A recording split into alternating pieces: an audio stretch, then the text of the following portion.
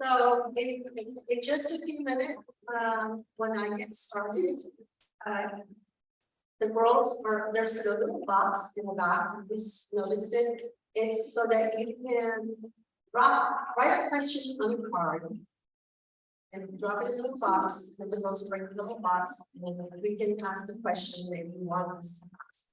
Now, if you want to ask the question, we'd love that too. So we can hand it over, or you can just, it's pretty, everybody can hear each other. Here. So you're eager to ask the question. So I'll let you know the pause and then I'll for any questions here. So, right, well, we're going to get started. I really want to thank each and every one of our students and our guests for here today, because it's been a very challenge to bring people to workshops and various events, especially now since we have had some post-COVID challenges. And so we want to thank you all for coming and listening to the professionals we're going to hear about this morning, because we think it's important we bring this forward for you so that you can take away some really good messages, advice, and perhaps even maybe you can walk away with a role model mentor to follow. So thank you all so much. Let's give everybody a round of applause for today.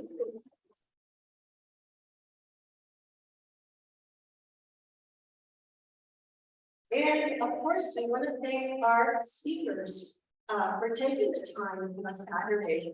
And I heard it's going to be really nice again here today. So thank you so much for taking the time to be here and provide all of the valuable information that our students and our guests are going to walk away with.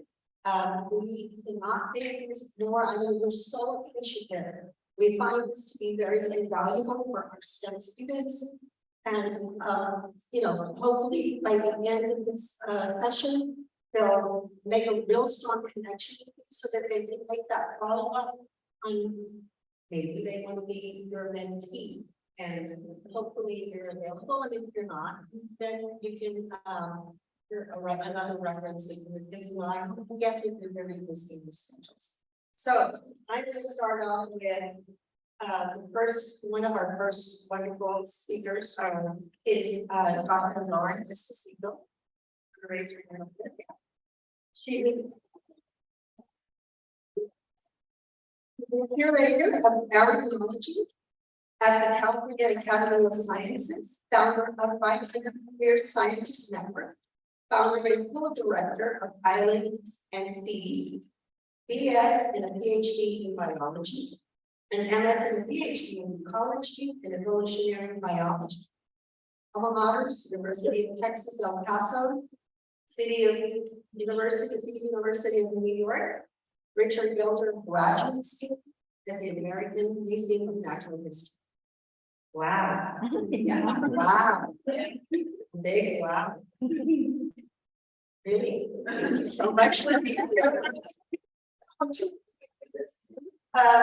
Anyway, okay, so we'll go on to the next speaker, Erika López-Alfonzo. You raise your hand, Erika.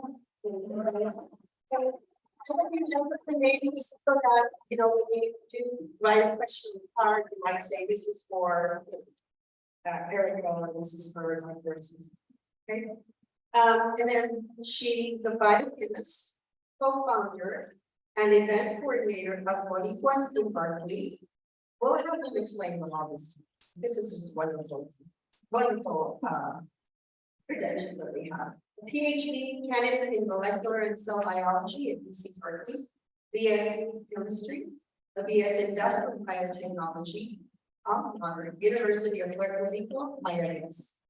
Welcome, thank you. And another big one.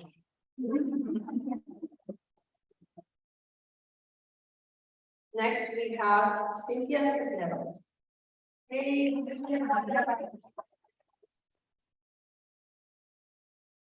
owner of the bakery and brews in Napa, which is, by the way, if you're having the sick, thank you so much for that. wonderful. We are so appreciative that you offered to bring the bakeries and the treat. A BS in chemistry, alma maters, Napa Valley College, Sonoma State University, UC Davis, and Sacramento State University.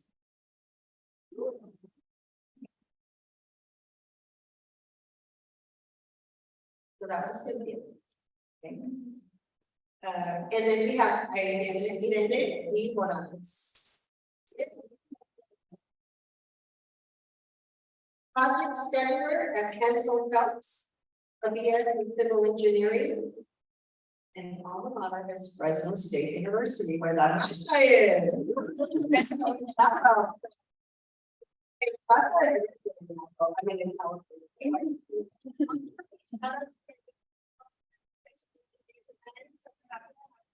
Thank you so much. Yes.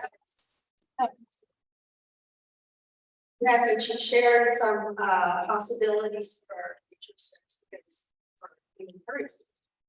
So next we have Yarely Chino. Lead web developer at Latinas in Tech. AS Computer Science.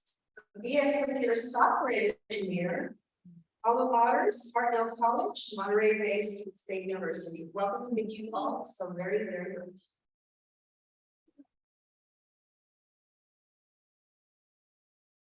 Okay, guys, now to get started. Thankfully, the sun is not shining on you all. Okay.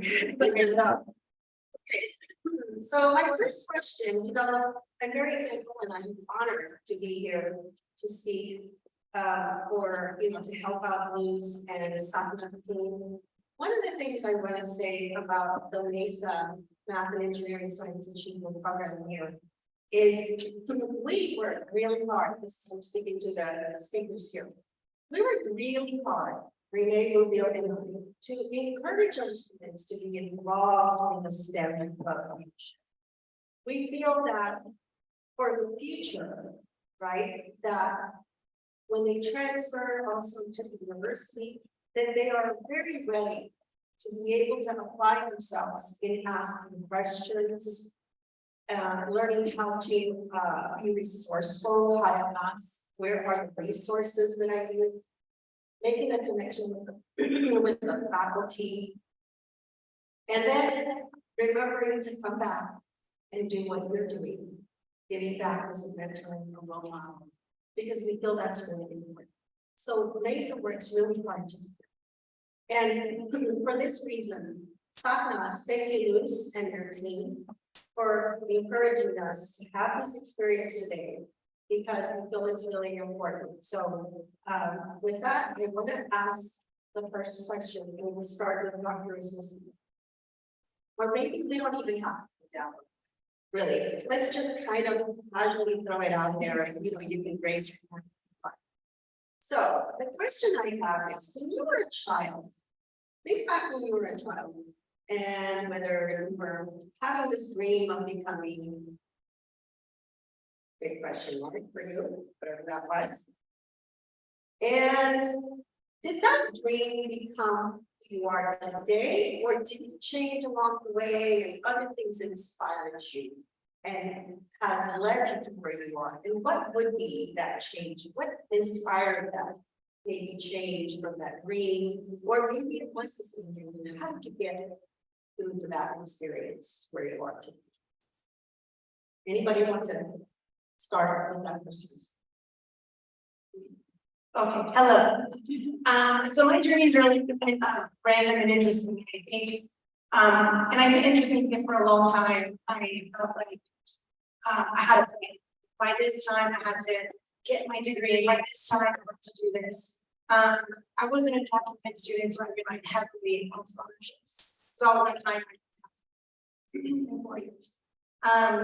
but back in high school, I actually wanted to do. I wanted to be a pathologist. I wanted to do autopsies. Now I own a restaurant where I make you. So I guess my point is, I think imposter syndrome is never going to go away. You're always going to feel like you don't belong, but that's when you feel like that's your calling to make it heard on what you're doing, because that just means that there's a need for more than you do. So don't be afraid. I think our plan always shifts, and that's okay. Anybody else? Yeah, and for me, when I was in high school, I didn't even know anything about technology. I had no idea that there was a field that I can specialize in. And I was about an hour and a half from Silicon Valley, so I grew up in Monterey County, and I'm in a little town called Greenfield. So I wasn't exposed to anything in technology. What I wanted to do is I knew I liked computers, I liked typing. So I was like, you know, cool, I could be a secretary, you know, something like that. Because when I was in high school, I never had anyone that I could look up to, where I can see what they were doing, or find someone, you know, that was in the computer science.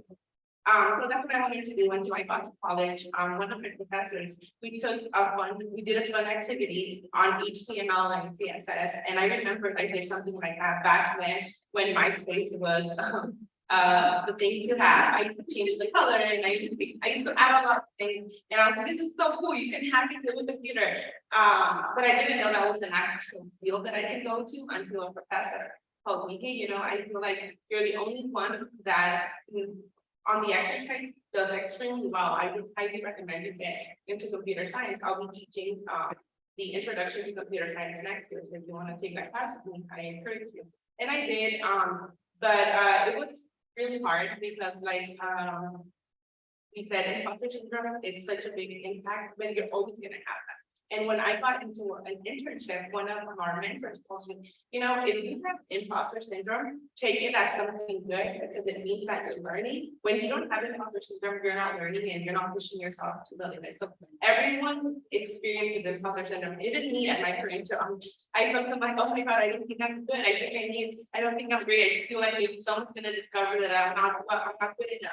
But at the end, and then they're like, God, I'm a genius, I'm so smart, I can do this, you know, so don't worry, you're gonna have good days and you're gonna have bad days. And I think imposter syndrome has been so engraved into our brains that everyone feels it, but remember, it's something good, and it's okay to feel it and take it as, you know what, I would rather have imposter syndrome or instead of not growing and being in a place where you want to grow, you want to have that, you want to grow every single day. What a great story, yes. So do you want to talk, you did touch on what is imposter syndrome? Do you want to kind of just clear it up for some of the younger students that are here? Just because I think it's important for them. Do you want to share what imposter syndrome is for you? I know you talked about it. We understand what it is. But some of the younger students that are here. Yeah, so imposter syndrome, at least for me, is just feeling like you don't belong in a place, or feeling like you're not good enough, smart enough, and everyone else is gonna discover that you're not where you belong. You know, like sometimes you go, maybe I fell through the cracks, and that's why I'm here, not because I'm talented, or not because I'm smart, or things like that. So that's what you feel when you're feeling imposter syndrome. You feel like someone's gonna discover, like, hey, this person shouldn't be here, they're not smart enough, they're not good enough. But it's not that, it's the opposite. You're doing well and you're doing great and you're just there growing, you know, and something that is true. I think everyone in the group feels that. So don't feel like you're the only one, even someone with a really high degree or someone that can upper, you know, like your mentor or something like that. So we all experience that too. So don't feel like you're the only one. Yeah, something to that. I actually, yeah, I think it's funny because even I feel like us in the table, I don't know if like all of us, but I think even when like Patricia was saying like all the things that we've done, I definitely feel like, oh, but maybe it's not that important that I'm just there, but I know I worked really, really hard. And you know, even maybe for us sitting in the table, you still feel like, oh, you do have imposter syndrome, or maybe you're in the audience and you're like, well, like I don't really want to be here, maybe I shouldn't, like I don't really know what maybe this term means that someone said, or that like, and it's just part of it. And I think that an event like this is very important, so you can like see that we're all kind of like coming from the same like panel, like place, and that we're just also help like trying to create a community so like we can still support each other. And like I guess part of the first question, I actually wanted to say, like, I think what drove me through like all those imposter syndrome like moments, but also I think I wanted to, I remember, you know, when you like dress up, there's like a career day in your elementary school and then you're supposed to dress up as like something that you want to be when you grow up. So I think I dressed up as a teacher. That's like the one that I remember. But my dad's a police officer in Puerto Rico. My mom's a secretary. My grandpa was a dairy farmer, but neither of my grandparents like graduated high school. And then on my dad's side, I had my grandma was a Spanish teacher. So like I had a lot of kind of teacher, like 5 mentors in my family, but no one was a scientist. But I knew I really enjoyed doing science in school. And I think there was this combination of my like mentors in school, like my professors and my teachers that were kind of guiding me through that path. And it actually did end up changing, because I am a scientist and finishing my PhD. But I think that the teacher dream is kicking in a lot right now because I really want to give back that and show other people science and like just break down this barrier and like all these like very complicated topics or like these things that intimidate us and create the imposter syndrome that we all feel. And like I think teachers and mentors do a really good job at like, guiding us through that process. So bringing those two things together. That's wonderful. Anybody else want to share their story or add to that? So I guess maybe what I do is just talk about it. And I think oftentimes people look at science and think like, oh, you must have known you wanted to do this since you were a child. But the reality is my life is like I never was really driven to do anything. Yeah. You see, I remember in 6th grade I had to do an assignment class about what we want to be when we grow up. I had to write an essay. And I was like, oh, like I was like really a tumultuous assignment for me because I didn't know what I was going to be able to do. I had no idea. And so in the end, I wrote, and I remember like I think I went home and I cried. So I was stressed about having to know what I wanted to be able to do. And so I wrote the assignment. I got a 0. The teacher gave me a 0 because my answer was that I either wanted to be a rocket scientist or a hobo, but I wasn't. And to be honest, as an arachnologist, because somebody who studies spiders and scorpions, I kind of like it. And both of those things at the same time. So I hate it. It's like spot on, right? Like I nailed it. Like it's a travel the world. But to me, my mind, that's what I meant by hobo, like somebody who, in like the old-fashioned sense, like somebody who rides the rails on the train and sees the country and lives like this kind of free-spirited life. And I travel the world. It's part of my job. It's to travel the world. Often on a really tight budget because, well, to be honest, people don't invest a lot of money in scorpion research. And I also think like really cutting edge technology to do the research. So I think like I really kind of like looking back to that 6th grade assignment that I failed. They really kind of nailed it. But you know the reality is my pathway to Napa is that I just took opportunity when it came.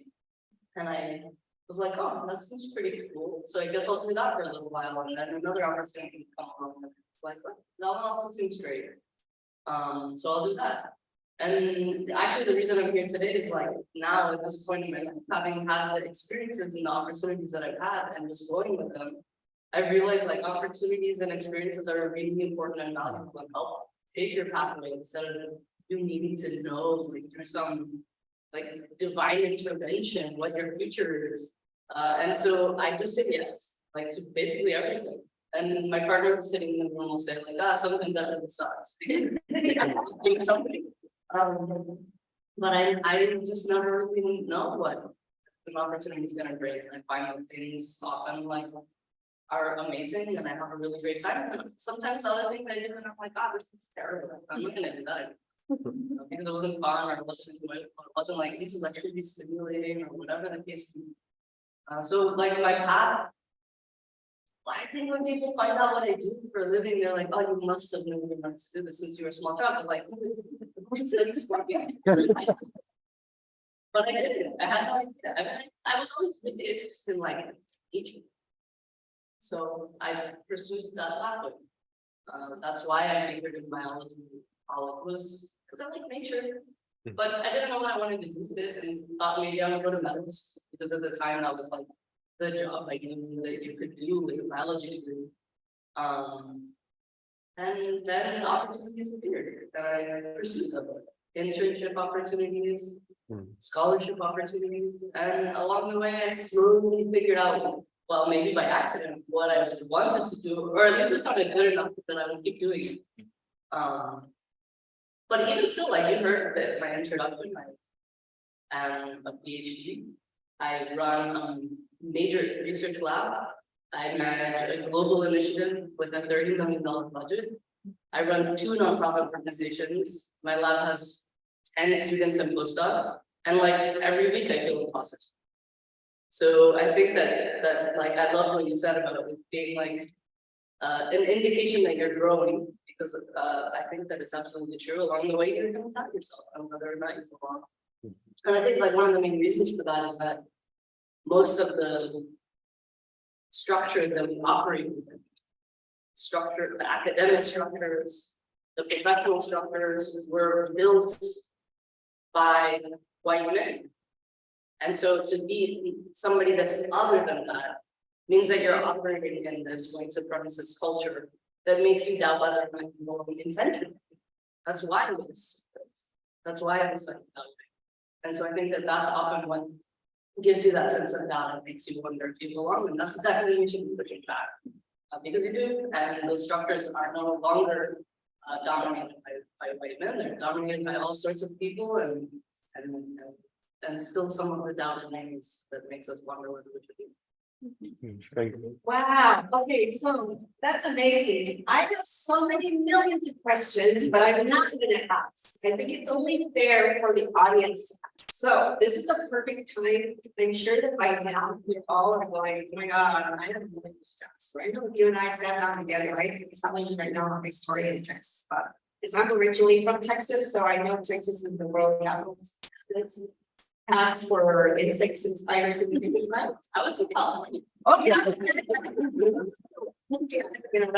Yeah. Okay, so do you want to either start maybe collecting some of these questions, or do you want to ask them the questions? What do you think? I know you have the next first question. Okay. So go for it. Maybe even if somebody can grab some of those parts and pass them out. Everybody around the show. But go ahead. Go for it.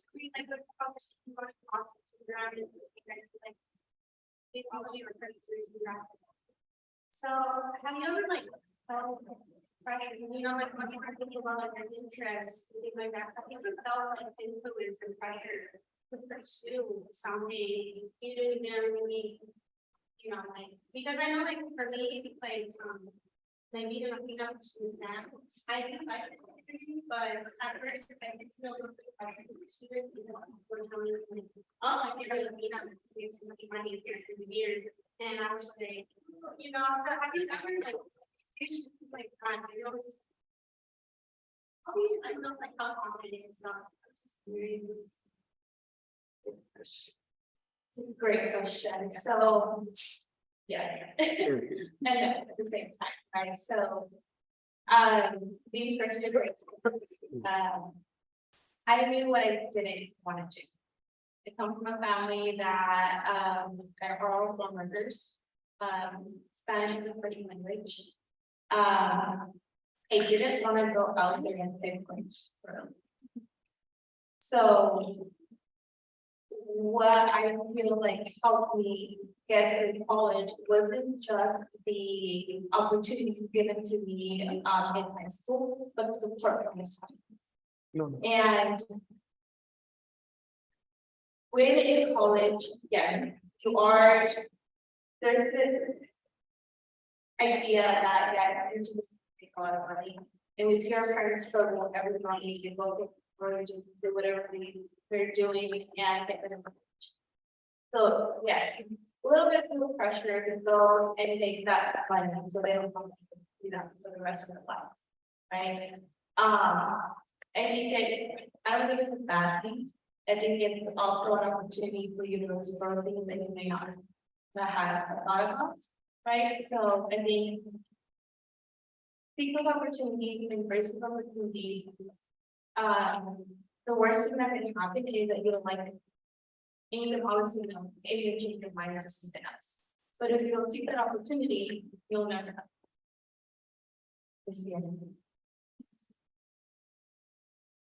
Yeah, I think, you know, when you are a first generation college student, when you grow up more, and you see that there's a bunch of fields that do have a lot of opportunity for growth and a lot of opportunity for money. You know, you do get almost like a sense like you do this, is it going to make you money, right? So I absolutely agree with that. But I think to go off of what was mentioned of maybe filling a void to take care of your family, it's a pressure, right? It is a pressure. I'm the oldest in my family, and I slept on the floor until I was 16, and now I wake up in the oldest building in Napa. So to me, that was a pressure of, as a kid, that nobody should feel that they need to get their parents or their family the policy. And I hate that we unfortunately do have that. But I use that as and I think I am thankful that we have people that are kind of pressured to seek out these majors that I would have never thought to seek out. Had I not had this possible adult bugging me in Vintage High School to pursue Chicanxs, right? And had these people not bugged me about it, I would have never been in. So I am thankful for the whole question of going into this. Yeah, I think that's a really, really great question. And I actually kind of have very strong feelings about that right now because I'm gonna finish I'm gonna turn my thesis in August, and I'm currently like deciding what I'm gonna do after my PhD. So for those of you who don't know, you can do your bachelor's degree in, let's say, like chemistry, and then you can like go pursue get a job in tech, or you can like go do a PhD, which means like for us biology, you need to like research in the lab, take a few classes, but then by the end you get this doctoral degree and you study. You discovered something new that maybe when you go in the textbook, maybe someone will just forget about it, but you've done all this work and it's like a very long journey. It's like I've been a PhD student for 7 years now. So I'm like really ready to get it done. And a lot of people finish their PhD, and I think it used to be a lot more common that you do a PhD and then try to be a professor, and for that you can do this other thing called a postdoctoral degree, and it's very similar to do research, but now you're not a student anymore. You're just like doing research full time and developing these ideas. So hopefully, later on you can either have a Esposito, or maybe you just do teaching. So that's like one of my options. But there's a voice in my head that tells me too that I could go into a biotech job that could pay me, I don't know, more than $100,000 a year, something that I've never really ever like dreamt that I could like do or wanted to do even.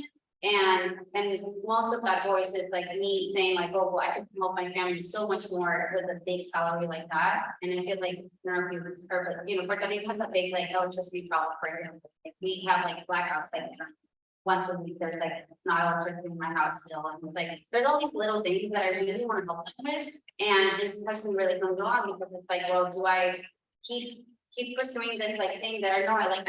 I want to do science. I know I'll do science no matter what in those those positions, but it's like there's a big drive for like us to come in, like help and like do like all these things. So it definitely is something that I'm thinking about a lot. And I think the way I prepare for it is just like go to panels where people are speaking to like hear their like different stories. They're like, what is it like to work in this side? What is it like to work in this other side? And in the end, it's going to be a very personal decision. And I am definitely still leaning more towards like I'm going to do the teaching because it's something I really, really love doing, and like mentoring people. And I think those things can be missing in other settings and other jobs. But it's a hard question, especially because it's like you said, like if you're a first generation and you feel like, oh my God, I'm making more than my parents will ever make. It's like, and like you can then like help them and like channel all that like for the wealth of your future family. And it's like it's weird to talk about it in terms of wealth, because I've never been the person that thinks about it that way. It's more like, I want to help my family succeed, and I want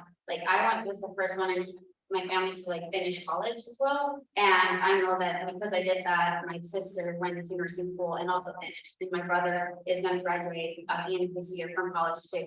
And I feel like I want to keep inspiring like them like that, but it's a big responsibility to have on your shoulders for sure. So I think it takes a lot of reflection and then like seeking out like mentors and like talking about it, because if you just think about it in your head, it's kind of gonna feel a little crazy to make those decisions. Yeah. Beautiful responses. Can I just add to that? Yeah, I completely agree with everyone, and I feel like we're all in the same boat.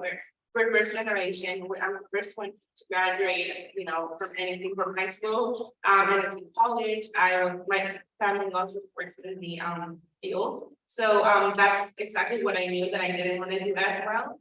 But going to college, I did have that pressure. But at the same time, it wasn't ever pressured by my parents. My parents were like, as long as you're happy, that's the only thing we want for you. But I wanted to give them more because I know how hard they work. I worked in the fields for a couple of years, and it was really hard to wake up like at 4 in the morning, you know, go to the fields, come back, and then do the rest cooking and everything. So it was hard, and it wasn't that it was pressure, but I wanted to give that to my parents. So yes, I did study computer science because of the salary, and I did see that you can make over 100,000 just starting off.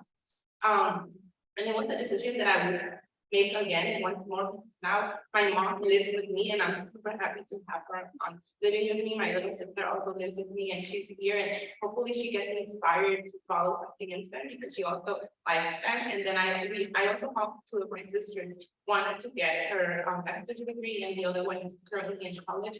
So it's something that you inspire for not only your family, but your community around it. So it is pressure, but it's the good pressure on my end.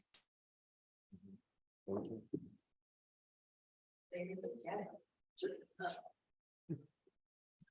mean, I think the only thing that I would add to all is that there's a difference between a job and a job that you take. And if you have a job that you like, then it doesn't really like work all the time. Sometimes it inevitably does. There's always days you wake up and you don't really like work, but I mean, one thing is that if you get a degree in science, you're gonna get a job. It's inevitable. You'll have a job. It'll be probably a pretty good paying job. With a bachelor's degree in science.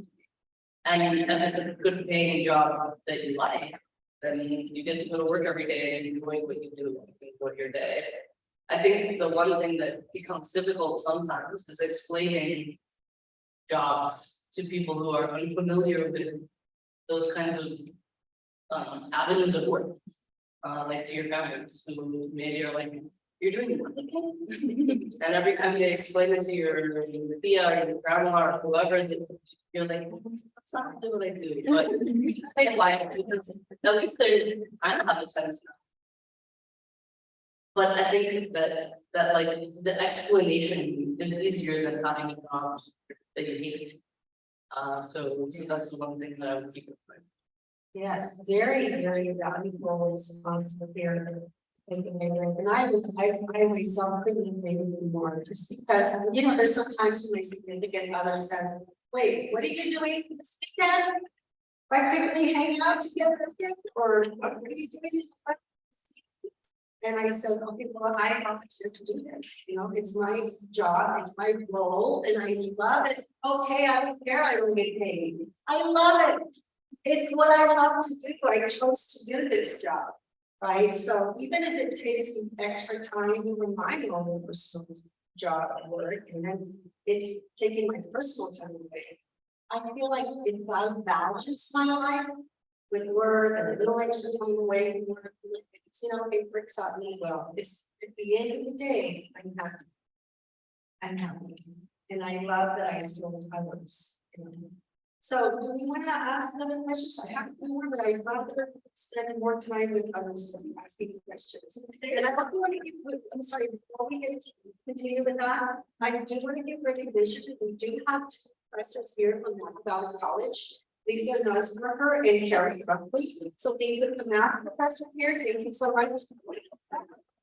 And Carrie is one of our amazing geology classes, and she just, they're both very amazing. And they probably know a lot of students here, right? Yeah, of course, so they're role models, mentors to our students, so thank you so much for being here. And of course, if you're going to ask questions, definitely you can either ask a question or you can write. Like, you want to go ahead and start? Okay, Yeah. I'm just going to make sure we don't have any like 50 questions. that's fine. We're not like this.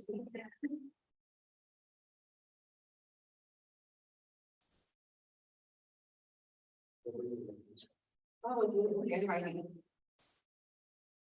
Okay, so how were you exposed to internships and were they helpful for your career development?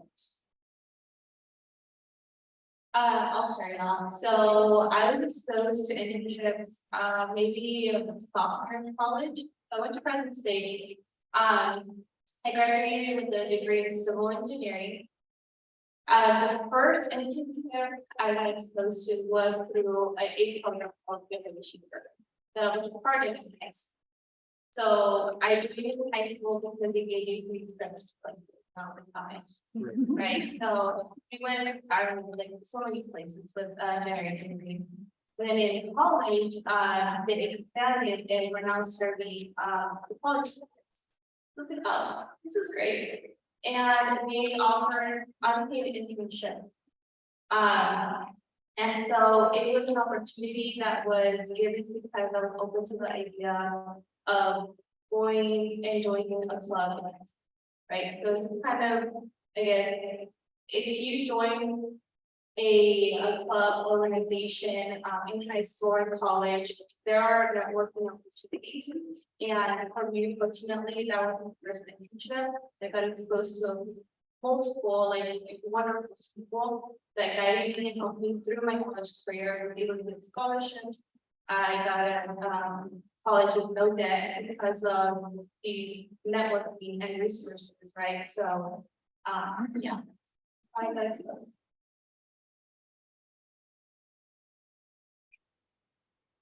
I mean, earlier I told you that I never really made any decisions about my career or my future. So internships are hugely important for me. Like that is how I discovered that I like doing the kind of research that I do today.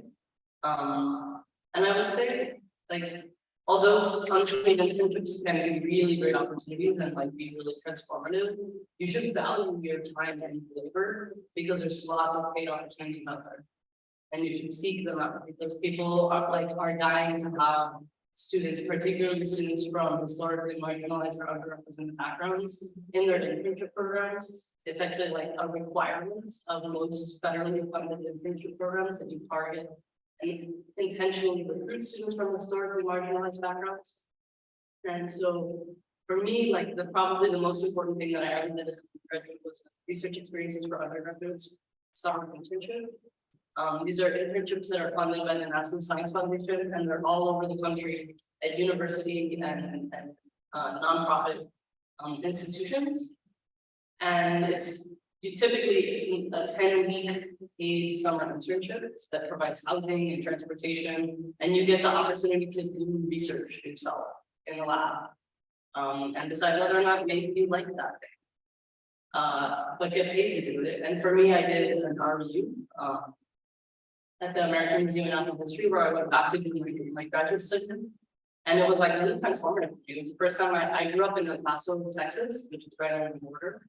I had never like lived outside of El Paso. And I had never lived in a place that wasn't like predominantly Hispanic.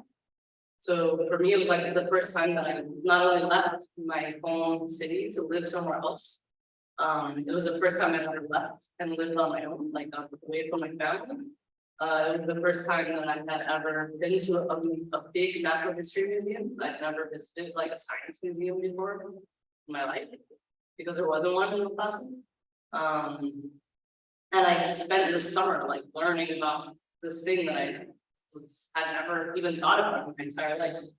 And now actually I run an R&D site at the California Academy of Sciences for free. Like this is a voluntary thing, it's not my job, but I do it because it was such like an important experience for me personally that I feel obligated to ensure that other people have that experience. And so every year we recruit 10 students. Many of them come from community colleges or two-year colleges to experience research and decide whether or not it's science. Back to the question earlier about whether you should feel pressure to do a career, like decide maybe if you like that, you want to try it in the past outside of the one that you thought maybe you should do or wanted to do or sure. So super important. Thank you. On my end, so I was part of this accelerated program called State of Degree in Monterey Bay, where you take half of the classes in community college right now and half of the next year in UND, and you get your master's in 3 years. So the program is really intense. You take classes in summer, winter, fall, spring, and you have no free lag. You can't join any clubs, you can't work, you can't anything because the program is so intense. But thank God also I got a scholarship to join like the full ride, so I didn't have to pay anything. But during that process, I was in contact with one of my professors and I kept asking her like, hey, what else can I do, you know, so I can learn more. And she recommended me for an internship, and I didn't even know what an internship was when I first started. I'm like, what is that? And she's like, yeah, you can do research or you can learn or you can do this and they'll pay you. I'm like, what? They're gonna pay me for something that I'm learning. So what I did is I focused on detecting tomato diseases on a mobile, like you would take a picture and then it will determine the type of disease it has. So that was my first internship. The second internship was at Salesforce. So Salesforce is a company here in San Francisco, and they paid for my travel expenses and living expenses in San Francisco.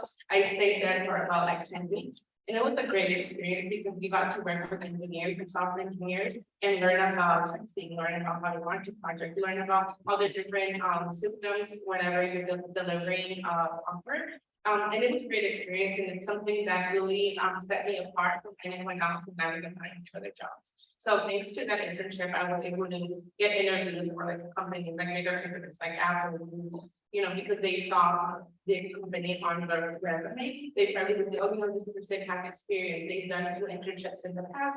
So they have an idea that this is something that they want. So internships are really helpful for you to get a job like after your position at college, and then also it's a really great way to learn, you know, especially the area in focus. So I encourage you also talk to your professors. That's a great way for you, for them to recommend you a place, or maybe recommend you a program where you can get in contact with someone else so they can help you get an internship. Yeah, I think I echo a lot of the things because I do think that internships were very, very important for my like I guess finding the next steps type of thing. I remember my first one was when I was going to graduate high school, and we had this class that was like scientific research, and it was basically like the scientific method, and like we were just like kind of study it. It wasn't a research class, but we went through the scientific method. And my teacher was like, "Oh, would you like to do like actual research during the summer and get paid?" And I was like, "I didn't even know that was possible." So I told her yes, and I prepared. And by that time, it was not online. You had to mail your materials. So this was in 2010. And this was like, she was so sweet and so amazing that like I was gonna be late to turn them in, and she drove me to the post office the day that I went to do, and like be like, you know, I turned them in, and I did end up doing that. That was in Puerto Rico, and I just like stayed, but that kind of helped me guide what, because you know, you can have an interest in like let's say biology as a whole, but biology is just such a big field. You can be an ecologist. You can be a molecular biologist, which is what I am, and study like the little things. You can study ecosystems. You can study atoms like chemistry, and so there's like so many like different aspects, and I think internships really helped me see which aspects of biology I was more interested in. And so I ended up doing 2 in Puerto Rico, and I had the opportunity to go to Atlanta for summer, and then MIT for my last summer in college, and those were all like funded by this, so there's the National Institute of Health, or the NIH, and that is like a lot of like the government funding for the summer programs, the REUs, like Dr. Esposito mentioned, but they get funded by that. And there's a lot of other ones that are privately funded, but these are really widely available, and there's also a lot of them. And so the other thing I've done in my PhD is coordinate this community college program that like brings community college students from the East Bay to Berkeley to do like research, and it's basically an internship, and it's like also funded by DNA. So there's a lot of things that are around the country, that are either government funded or privately funded, but I think they really help you, one, to get paid,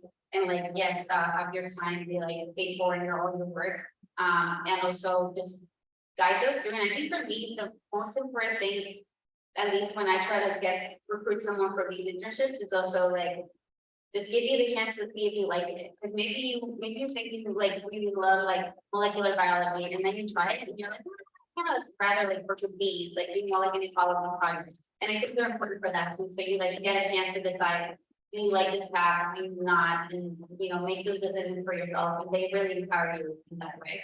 And I think that's what you did for me, so. I'll just wrap it up with, like I mentioned, I was an undocumented student, so a lot of these internships did require social security first, and I didn't have one. So I think that's where, networking is very, very important. That's when you really become vulnerable with the people you trust, especially the professors that know your abilities, know what you're capable of doing, and recommend something you can do.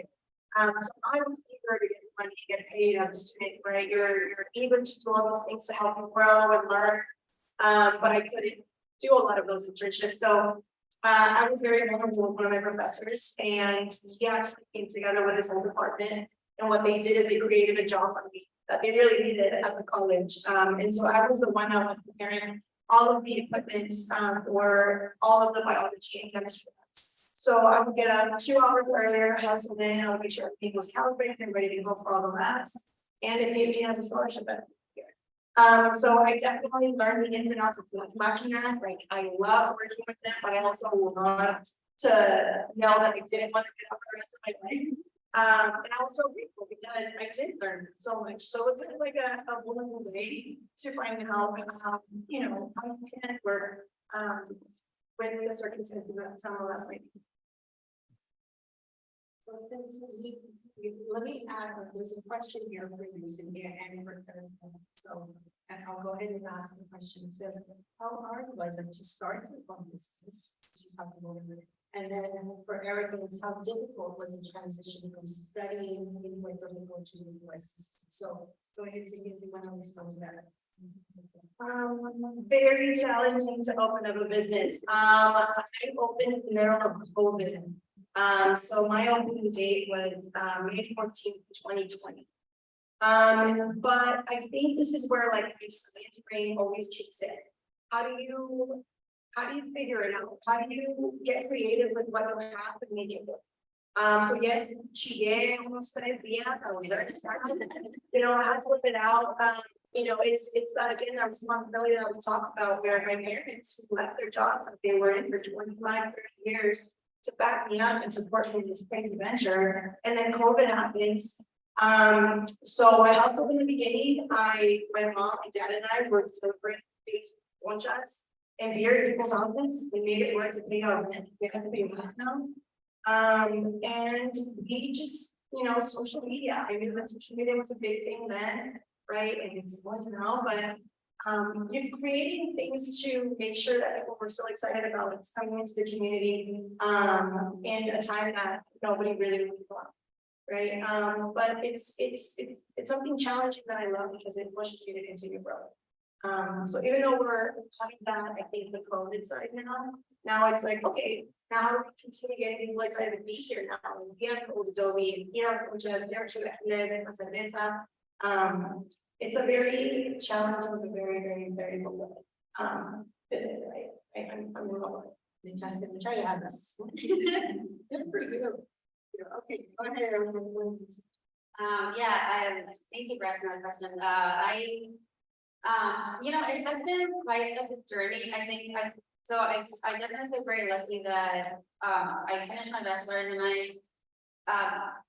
I guess to do the PhD, unfortunately, I could have stayed in Puerto Rico and done it, but I knew it was gonna have to be you have to kind of get a teaching assistantship. It was gonna take me a long time. Like, instead of giving me 7 years here, it would probably take me like 12 back home. So I knew it wasn't really gonna be that doable to start university funding system is a little underfunded right now, but, so I kind of knew that if I wanted to go to PhD, I was gonna do it in the US, and I don't really like using the word mainland, so I'm gonna say continental for this big chunk of the US, because I'm thinking mainland, so the mainland of anything necessarily.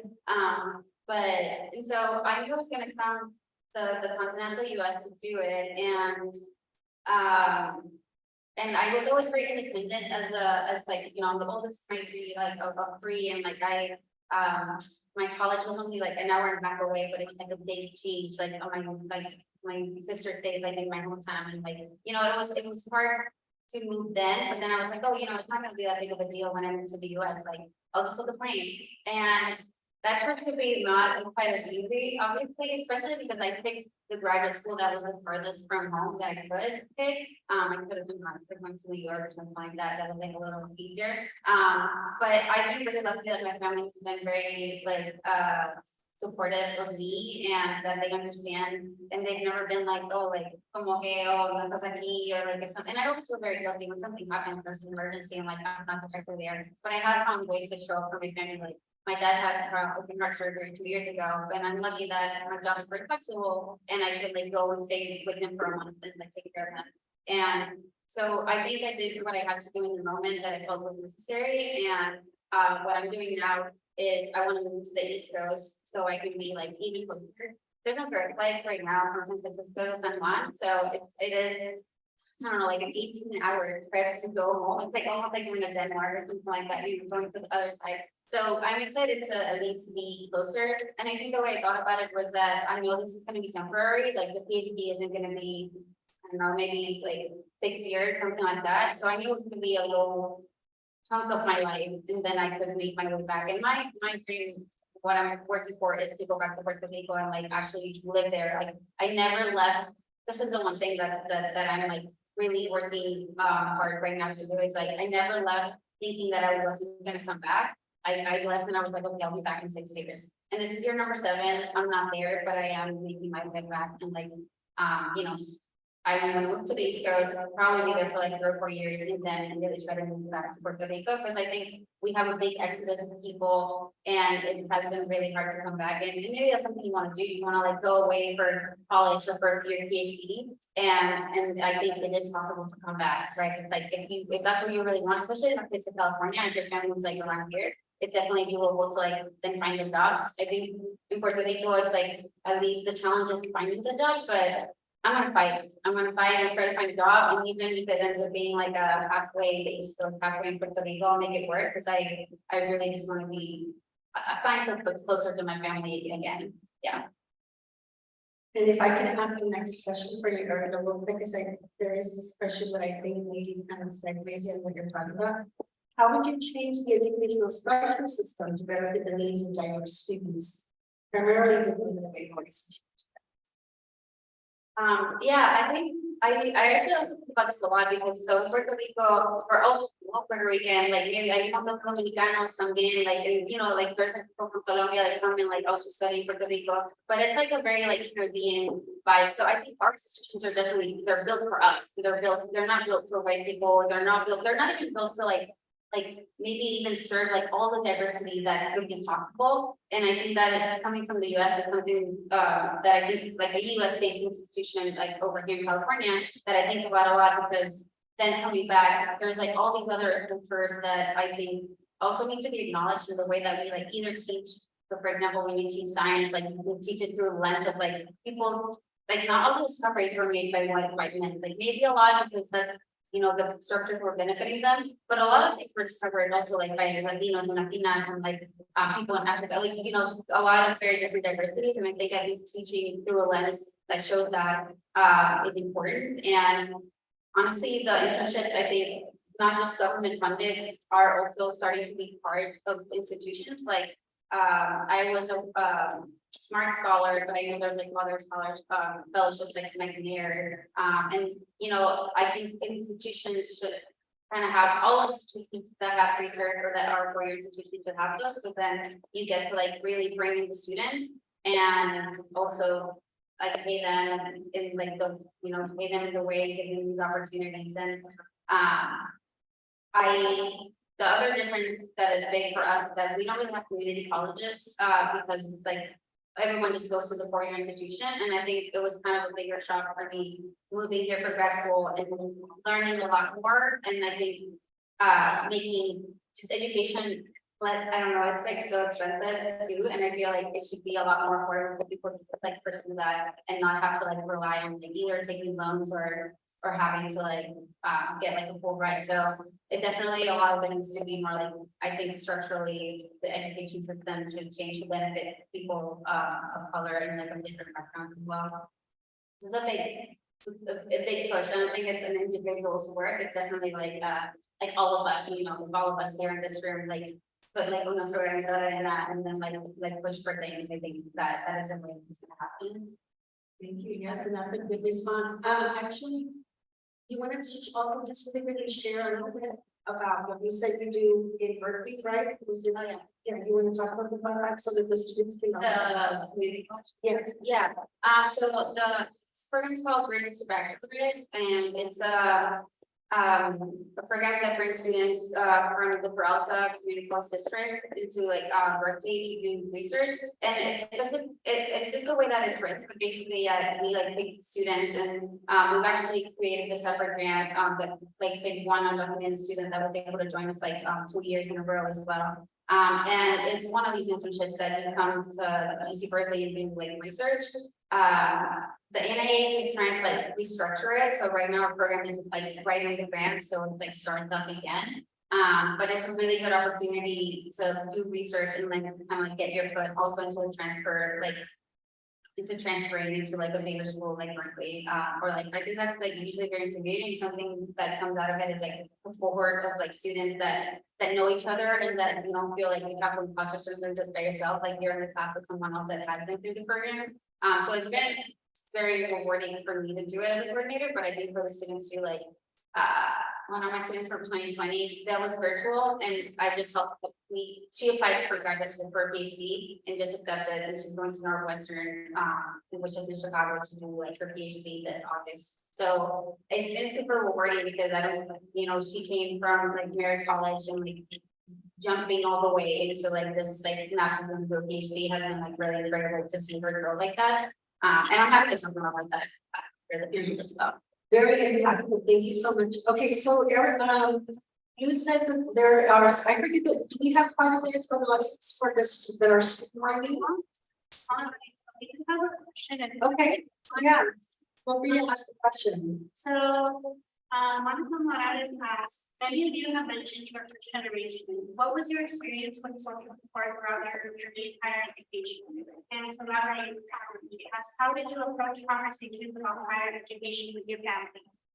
Can you do it on the microphone? Is that a microphone? It's a touch of the audio.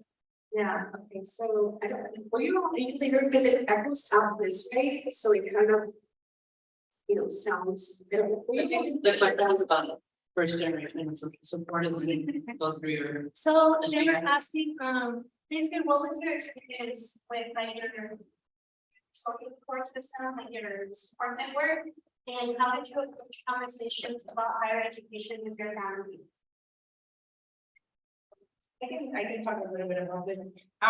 So when I joined the program, CSN3, it's a really great program. First of all, their focus is like to have 50% of women in the program, and then have like around 60 to 70% Latino. So it was a great opportunity to meet and then meet other faculty. And at the beginning of the program, they had a conversation with our parents, letting them know like, hey, you know, the student is going to be in an intense program. Please don't, like, if you see that they're focusing or they're doing homework, you know, like they're going to have a lot of time out our company. So just so you know, they're not going to be able to attend events. They're not going to be for, you know, birthday parties or quinceañeras or anything like that. So just so they're aware of what it is. Of course, because our parents, you know, didn't know exactly what we were doing, but they just knew that we were doing that. And my parents were very supportive of that.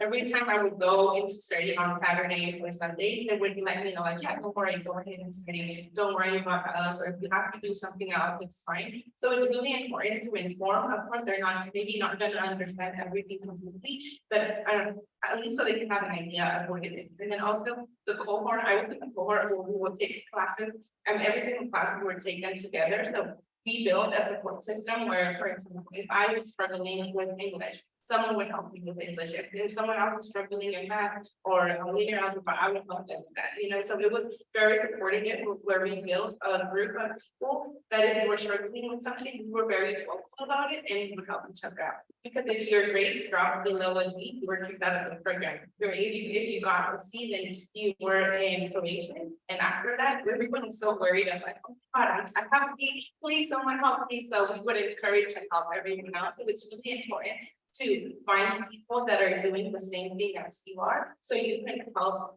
each other, and especially if they're Latinos, you can they can understand what you're going through, and especially the struggles that we face as Latinos.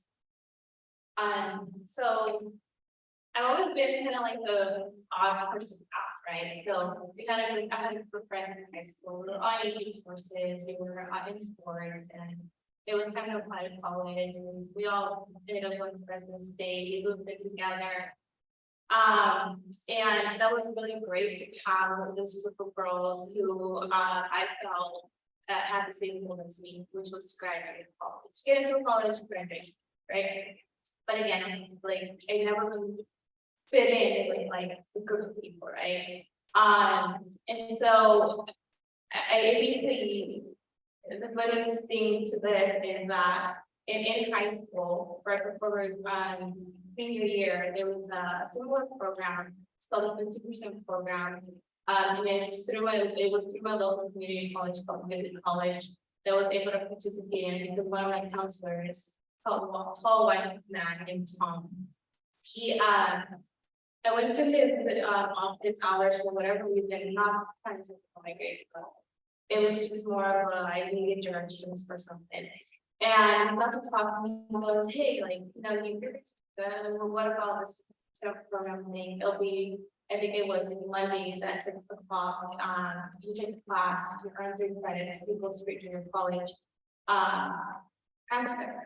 I go, no, okay, right? So he kept bugging me, I go, okay, fine.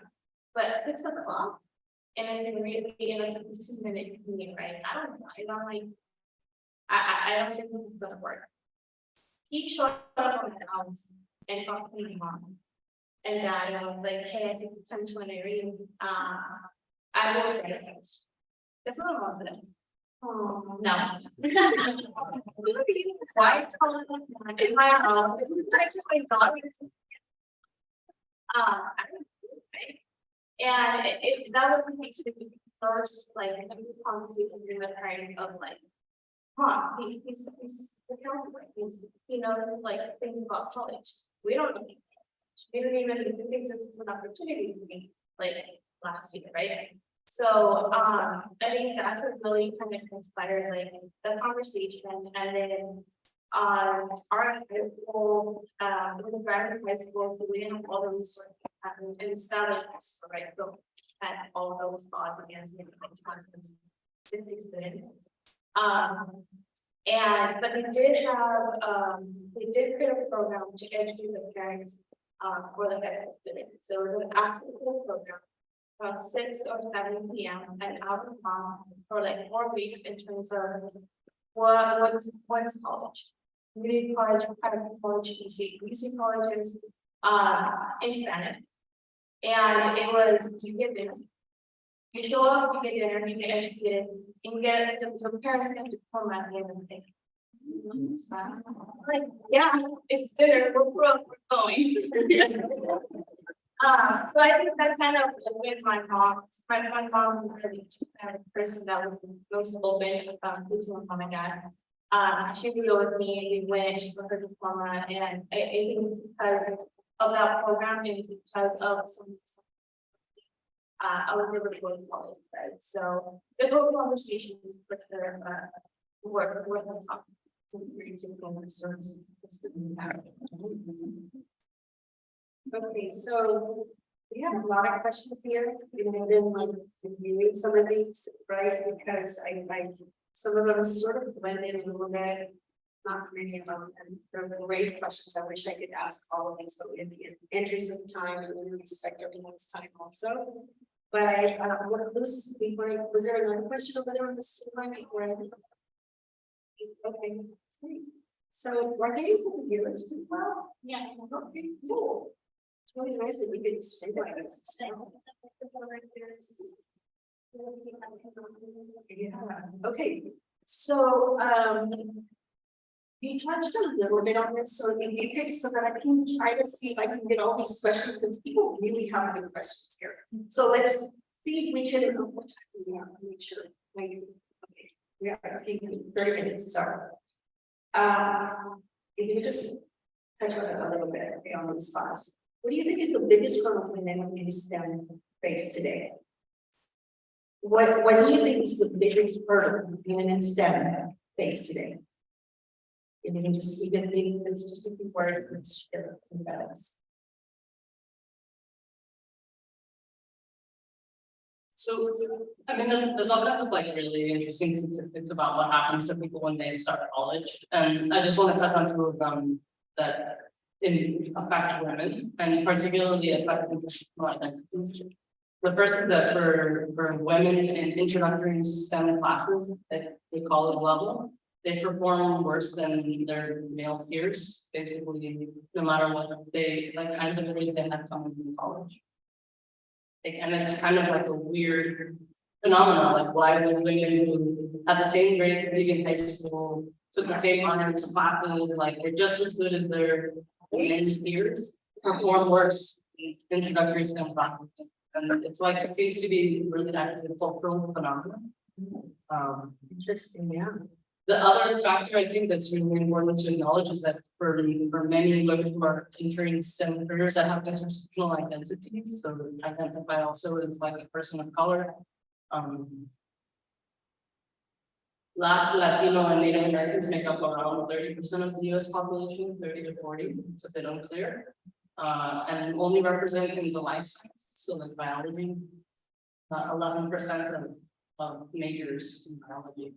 Wow. So people who are entering college, particularly women who are Latina, Black, or Native American, are not even deciding to major in biology because of like lack of awareness of biology careers, or maybe just lack of Intimidation or intimidation.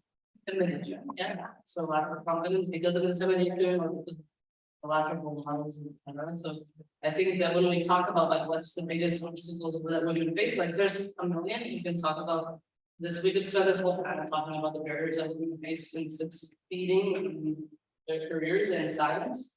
But the reality is, like for many women, they're not even getting through the first gate. I have something really quick. For us, we have a website where we encourage Latinas to apply for job opportunities, right? And something that we've noticed in marketing has acknowledged that Latinas are less likely to apply for a job unless they meet like 80 to 90% of the qualifications on their job opportunity. When men on the other hand apply even if they hit 50-40% of the qualifications.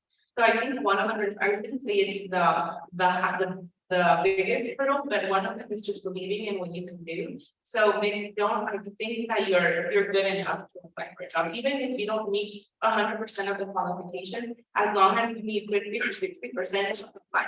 You never know what's going to happen, so just apply in that sense, because that's what we're working on right now on our site, is that how do we communicate to Latinas that it's okay, even if you don't meet 50, I mean, like, 80% of the qualifications, it's fine, you should still apply, even if you're at 60 or 50% mark. I will still encourage you to apply. So we just hired a recruiter internal, so she can go in and recruit Latinas to apply for job opportunities. Just because maybe if you hear it from someone else, like, hey, I saw your resume and I see the job opportunity, I feel like you'll be a great fit, then maybe they'll apply more. That's just something that we're currently struggling with that. Good advice, yes. Anything else on the check?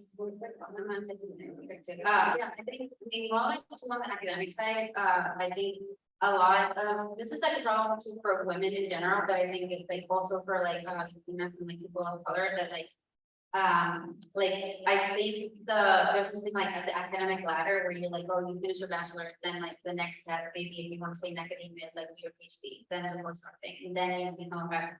And that is a very long process, right? Like, and so I think there's just like, thing that along the way, there's a lot of Latinas that actually don't, for different reasons, like, right, don't decide to like take that next step.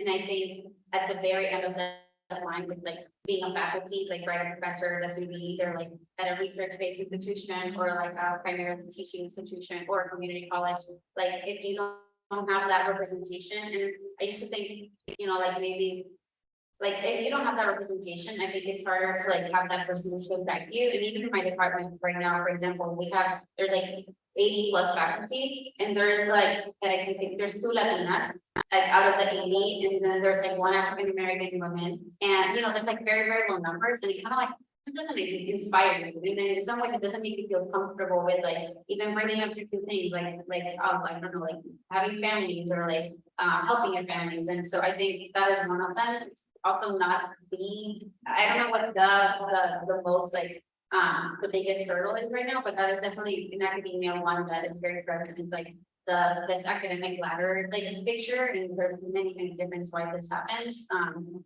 Like that, you know, end up having those role models that like, you know, have inspired all of us to be here today. There's like a very low number of those, and that if that increases, at least I think there should be like more women instead that are actually successful and make it through whatever you can do. It doesn't have to be the faculty, just like get in like those jobs and like finish college and get into college and all of those. Okay, I have a question for Laura. So I'm reading this here. Could you explain more about the group that was mentioned? I guess you went, yeah, you did mention this. Okay, so group that was mentioned, the queer people in STEM, and kind of what your experience has been as a queer woman in STEM. Any advice?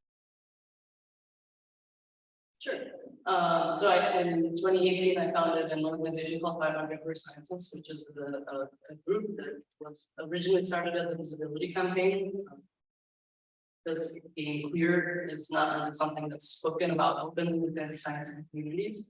Or in professional setting, it's like one of those parts of your identity that there's an expectation that you like don't ask for themselves.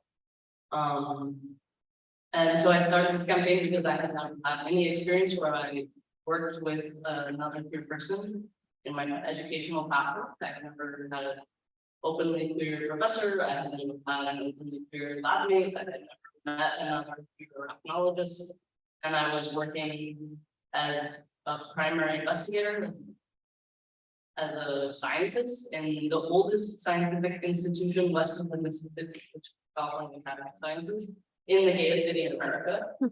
And I was the first openly queer researcher in the history of this. And so I felt like there was a cultural problem that couldn't be addressed without really actually talking about identities within science.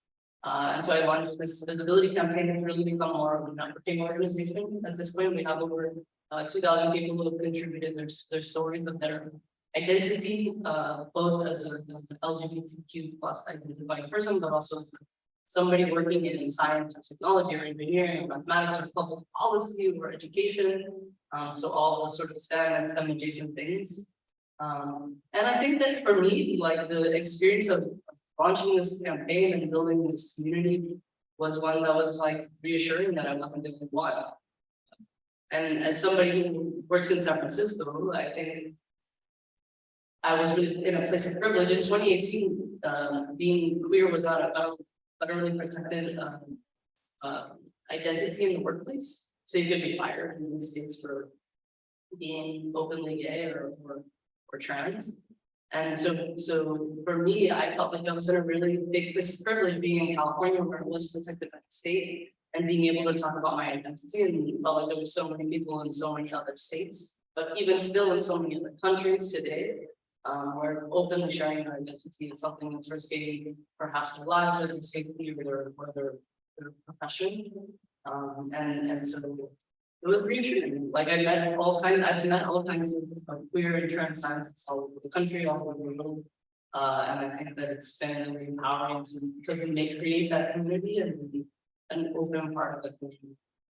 Well, Dr. Esposito, thank you so much for being able to, you know, candidly share that with all of us. Because it's important for every one of us to be able to understand that you will encounter in your life, all walks of life, right? And so it's great for you to come here to tell us that this is something that you identify with, and it's important for all of us to be able to be very accepting and to be able to know that you as a woman in STEM and an LGBTQ advocate can help bring that to the forefront, because there is a need for that acknowledgement and acceptance around the world. And I appreciate that very much, that you're here and taking the time to spend with all of our students. Thanks, and I would like to just add one thing, is that it's not for me or for you, it's actually for science, for the future of society, because the reality is that we as a global human population are facing the biggest challenges that humanity has ever faced right now. And the only way that we're going to make it through those challenges is through innovation. And innovation takes ideas, and it's diversity and diverse identities that breed those ideas.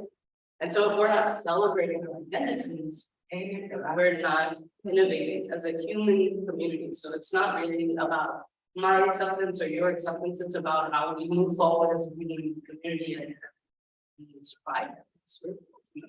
Thank you.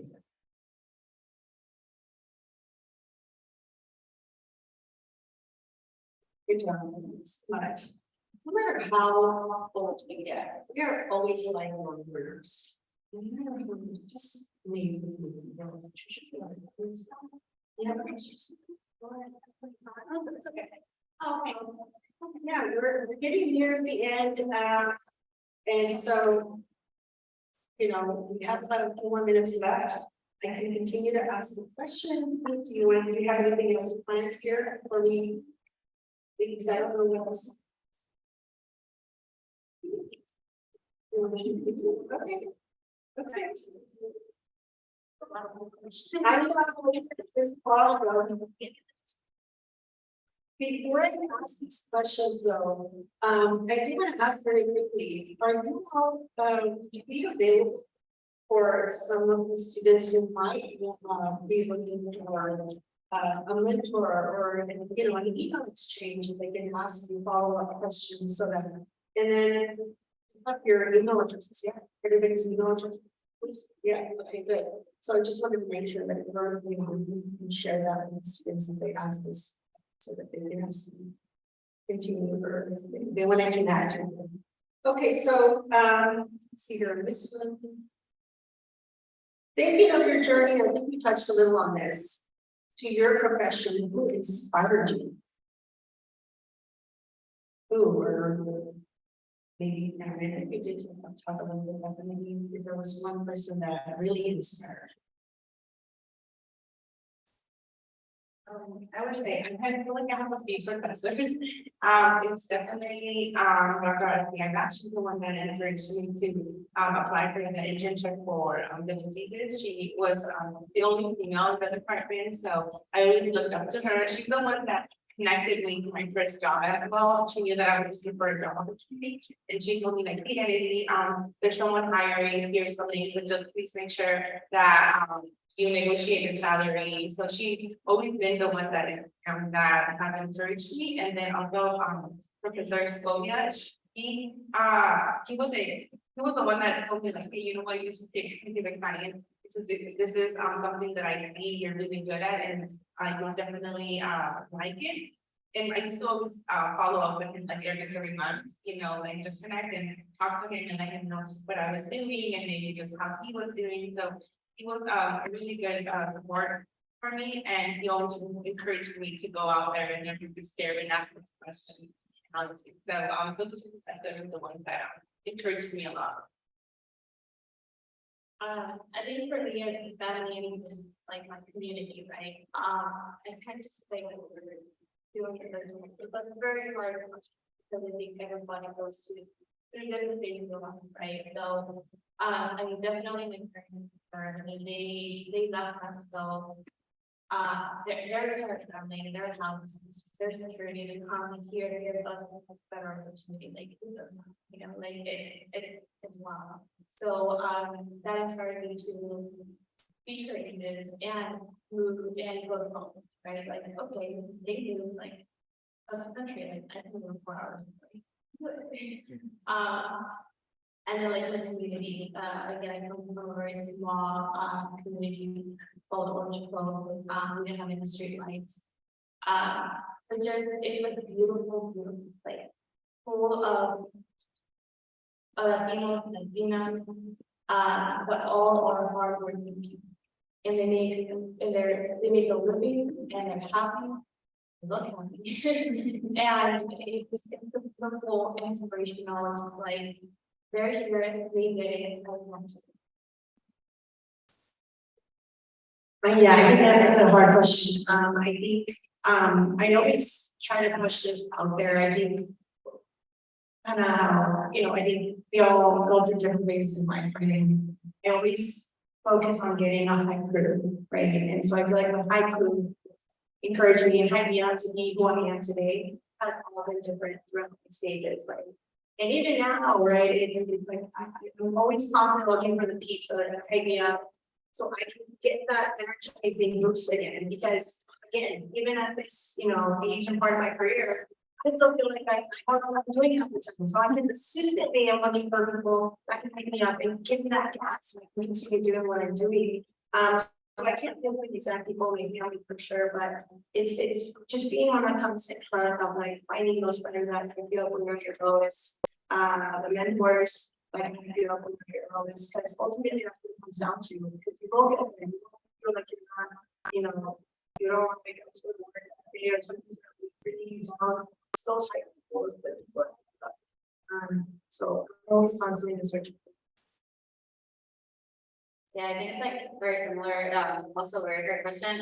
I mean, I definitely find inspiration every day, like my grandparents and like my family, and like I have like this high school teacher told you about that gave me this like told me about this internship opportunity, and then the person that I first worked with in the lab. And those are definitely people that inspired me like to make decisions. But I think even right now, like I get really inspired just by looking at what my like classmates are doing, like what they're moving on to doing, and just like it's very cool to see what directions people take with their lives. And I think that yeah, like you said, like finding inspiration like in a lot of people and like your friends and like your family is very important. And I guess it's just trying to be an inspiration for others. There's like some people that say like, oh, they can say like, oh, I'm inspired by this scientist, Einstein or something. And I've never been like a name person, like a name dropping. And there's so many scientists that I just really don't know their names. And I've always just felt like it's the community around me. And I'm like, yeah, I'm very inspired by like just the work, like people that put in a lot of hard work and that are driven by a passion. So, but it is a really hard question. I guess I'm kind of very stubborn. And so I would say my biggest role model are people that's only I wasn't good enough, I was too young, I was whatever the case may be. That was definitely my biggest role model, because I just was like, but nowadays I think my biggest role models are my students and my mom. I think that's because if you don't like the future that you see, then it's create one. The one you love. They inspire me every day for sure. So I have, of course, more questions, but I'm going to interject a question.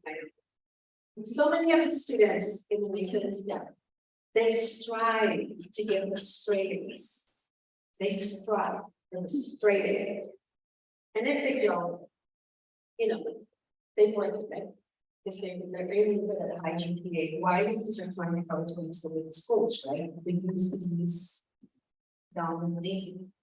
And then if they kind of find out that they're getting their GPA is dropping and whatever, and they maybe considering, okay, I might consider this also, right? Because the GPA drops slightly. What was your experience? Did you when you went through those challenges or went through those challenges, were you accepting of that? And or did you feel like, oh my gosh, I'm not going to get to the UC like I wanted to, how did you feel? Because that's something that I see all the time, every day. And sometimes it's very hard because a student has all kinds of factors in their lives going on. And I always have to think about and say to the student, well, you've been through a lot, well, you helped your siblings, COVID happened, and, you know, you're helping your family, you're going through all these things, so it's very difficult sometimes for the student. But I always say, just be happy with your grade, if you don't get to the UC, it's okay.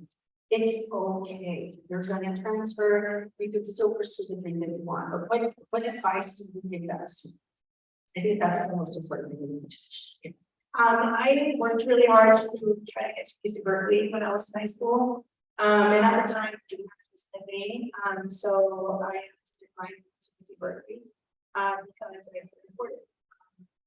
And it was hard because that's what I've been working on. But to my point, it's, you know, today, nobody remembers what you did. They remember how you made me feel. Right, and that saying is so true. Nobody remembers what college I went to, nobody knows all of that. They know about La Cheve and going to La Cheve and how to went to your mom and they remember me because of the community, and that's important. That's what we should focus on. So yes, it is important to get a great construct to be the best version of you. But be the best version of you, depending on what the obstacles are, right? Because your obstacle right now is different tomorrow or next year. So just be the best version of you that moment. And just, you know, do your best. But yeah, I mean, I can see what a lot of students will get down, but you know, as we get older, that's how we do. Thank you for that. Very good. Anyone else want to share? I'm gonna say something, and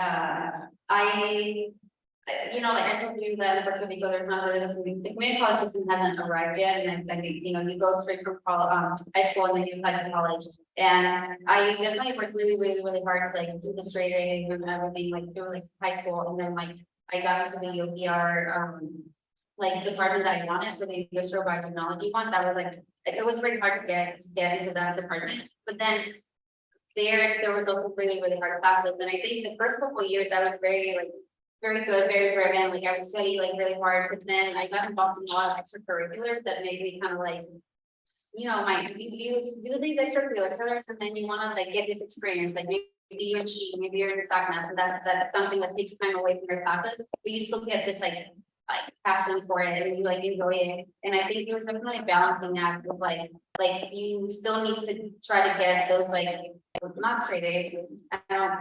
But you know, like get good grades and like really take the time to study, but also follow these too, because a lot of times if the student only has like straight A's but they don't have something extracurricular, then that the extracurriculars really like have a lot to give you, and like maybe not like an A, but maybe they give you like a lot of experience, and you know, not exposed to like hearing all of us talk about our different like life experiences, or maybe you get an internship because you've done this extracurricular, but your grades are also gonna be needed to get in that internship. So it's definitely like a balancing act, and and get that like you need to like kind of be your best self. And so like I think for me, like time management ended up being a really big thing. I had to for my transcript when I like applied for grad school, and I applied to 7 graduate schools, and I got into the 2 that offered me an interview. So usually when you apply for a PhD, you go interview at a school and then they like accept you or not. So the 2 that offered me an interview, I got accepted in, but the other 5, I know they didn't pick me or even gave me an interview because they had an app.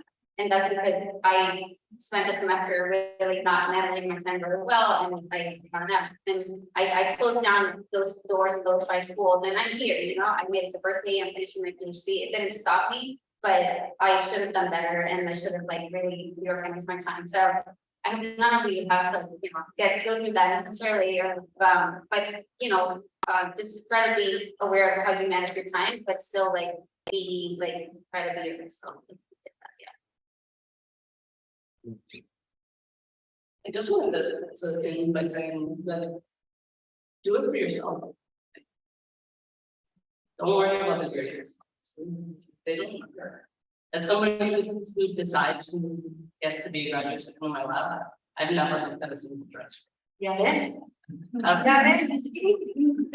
honestly, as long as they had the minimum that was required by the institution to get into the grad program, they don't look at the transcript, and I'm the one that picks decides whether they can. And even if they the school had come back to me and said, well, you pick a student, but their grades aren't high enough, I would ask for it. So don't stress, and also like, forgive yourself. Because that's like, you're your worst. Like, so that was bringing you, right? Like, that's you, it's not anybody else. Just forgive yourself. None of them. High five to that, right? Yes. Yeah, weight off the shoulder. Question. Can you just tell them how many people they are progress to actually decide and now are successful? And she's asking about the summer program that I run.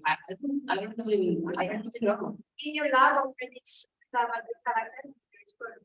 Yeah, I mean, I think at least like 50% of the students that participate in our summer program are in. That's amazing. That's impressive. So thank you all. Let's give a round of applause.